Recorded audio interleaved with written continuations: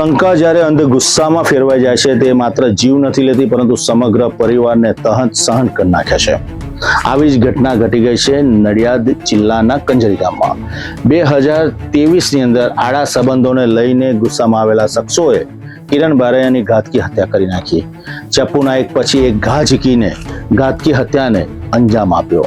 આડા સંબંધોને લઈને આ ગુસ્સો હતો અને વેરઝેર હતું અને સમગ્ર મામલાને લઈને પોલીસે આરોપીને દબોચી લીધા અને નડિયાદની કોર્ટમાં કેસ ચાલી ગયો.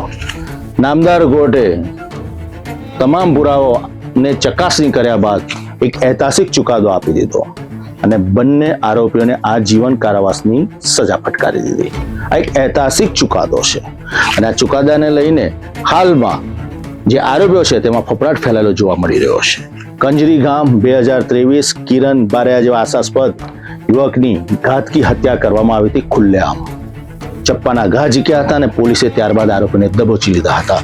તમામ પુરાવાઓના આધારે નામદાર કોર્ટે હવે આ બંને આરોપીઓને સજા ફટકારી દીધી છે. તેમના નિર્ણયને કારણે આવા આરોપીઓમાં ચોક્કસપણે ફફડાટ ફેલાયો છે અને કંઈક આંશિક લગામ પણ આવશે.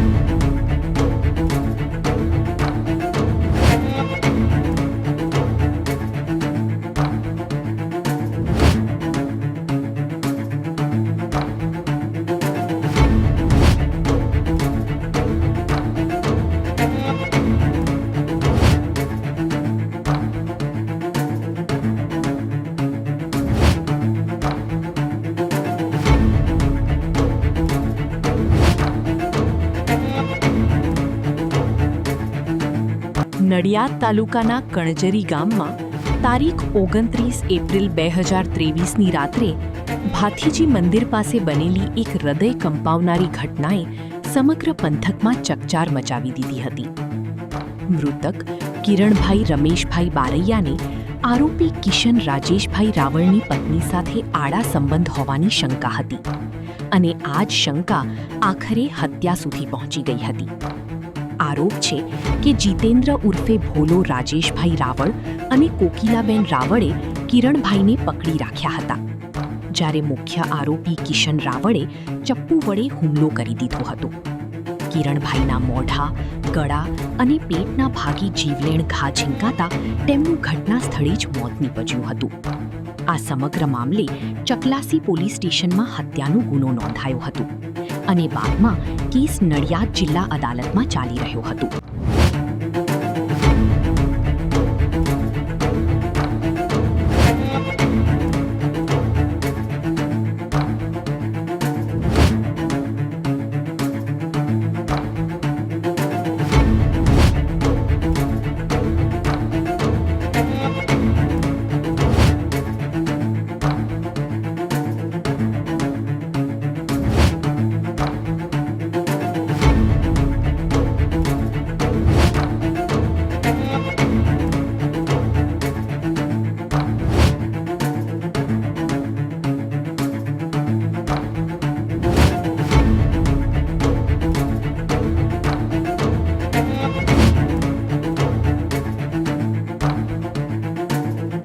કોર્ટમાં સરકારી વકીલ પ્રેમ આર તિવારીએ ધારદાર દલીલો રજૂ કરી હતી.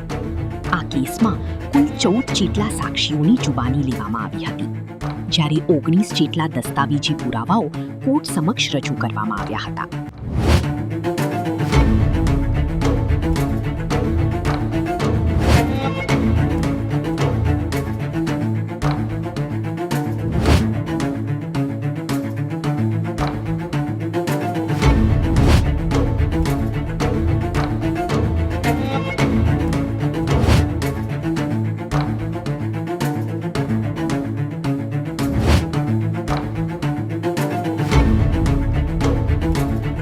સરકારી પક્ષની મજબૂત દલીલો અને પુરાવાઓને ધ્યાનમાં રાખીને પ્રિન્સિપલ ડિસ્ટ્રિક્ટ જજ પરવીન કુમારે મહત્વપૂર્ણ ચુકાદો સંભળાવ્યો હતો. કોર્ટે મુખ્ય આરોપી કિશન રાજેશભાઈ રાવળને આઈપીસી કલમ 302 હેઠળ દોષિત ઠરવ્યો હતો, જ્યારે જીતેન્દ્ર ઉર્ફે ભોલો રાવળને આઈપીસી કલમ 114 સાથે વાંચતા 302 હેઠળ તકસીરવાન જાહેર કર્યો હતો. કોર્ટે બંને આરોપીઓને આજીવન કેદની સજા સાથે ₹10,000નો દંડ પણ ફટકાર્યો છે. નડિયાદ કોર્ટનો આ ચુકાદો સમાજમાં કાયદાનો ડર અને ન્યાય પ્રત્યે વિશ્વાસ મજબૂત કરતો ચુકાદો માનવામાં આવી રહ્યો છે.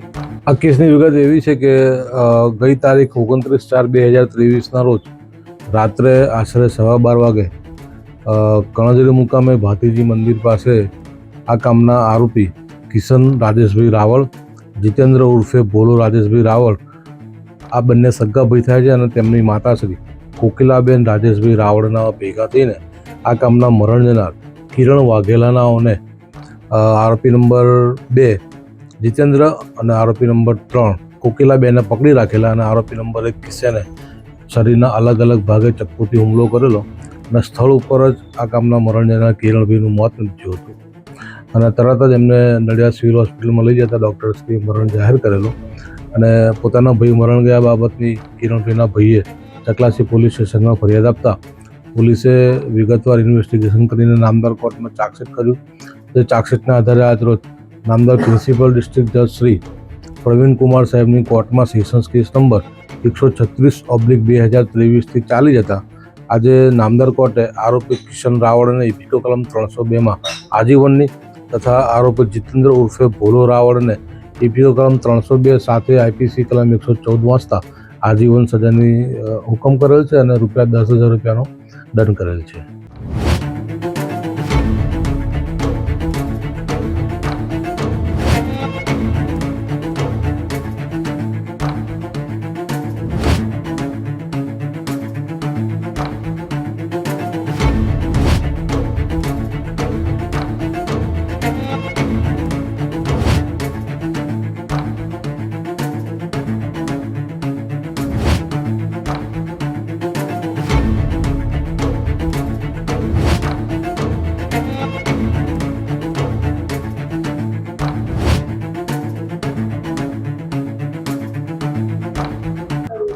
આ કામના આરોપી અને તેના મમ્મી અને તેના ભાઈ ત્રણેય જણા ભેગા થઈને બનાવના આગલા દિવસે કાવતરું બનાવ્યું હતું અને કાવતરાના ભાગરૂપે કે આ છે એ આપણા કિશન જે આરોપી છે એની પત્ની સાથે આડા સંબંધ રાખવાનું બંધ કરતો નથી, તેના ભાઈબંધો પણ સમજાયેલું, તેમ છતાં સુધારવાનું નામ નથી રહેતું એટલે એને પૂરો કરી દેવો પડશે તેવું તેની માતાએ આ આરોપી મરનાર જે છે એના ભાઈની સામે એવી હકીકત જણાવેલી અને ત્યારબાદ એ જ દિવસે રાત્રે લગભગ રાતે 12:15 વાગ્યાની આસપાસ બનાવવાળા સ્થળે ત્રણ જણા ભેગા થઈને અને મરનારને ઘેરી લઈને અને એની પર હુમલો કરેલો. અને જે મરનારનો ભાઈ છે, મોટો ભાઈ આકાશ, એ નજરે જોનાર સાહેબ છે. એણે સમગ્ર બનાવ નજરે જોયો હતો. તેને બચાવવા જવાની કોશિશ કરતા ત્રણેય આરોપીઓ ભાગી ગયા હતા અને તરત જ કામના ફરિયાદીએ મરણ જનારને પોતાની ઇકો ગાડીમાં બેસાડીને નડિયાદ સિવિલ હોસ્પિટલમાં લઈ ગયા હતા, પણ મોડું થઈ ગયેલું. ડૉક્ટરશ્રીએ મરનાર કિરણભાઈને મૃત જાહેર કરેલા હતા. નડિયાદ કોર્ટના ઐતિહાસિક ચુકાદા એકવાર સાબિત કરી દીધું છે કે કાયદાની નજરથી ગુનેગાર બચી શકતો નથી. ગમે તેવો ગુનેગાર હોશિયાર કે ચાલાક હોય, પરંતુ કાયદાના પરથી છે જ નહીં. ક્યારેક ને ક્યારેક તે પોલીસના સકંજામાં જતો હોય છે અને કટેરામાં ઉભેલા ગુનેગારને સજા ચોક્કસ થતી હોય છે અને ન્યાયનું પલડું હંમેશા ભારે રહેતું હોય છે. નામદાર કોર્ટે જે રીતના ચુકાદો આપ્યો છે, સમાજમાં આવા ફરતા ગુનેગારોની અંદર એક કડક અને સીધી લાઈનનો ચોક્કસ સંદેશો છે.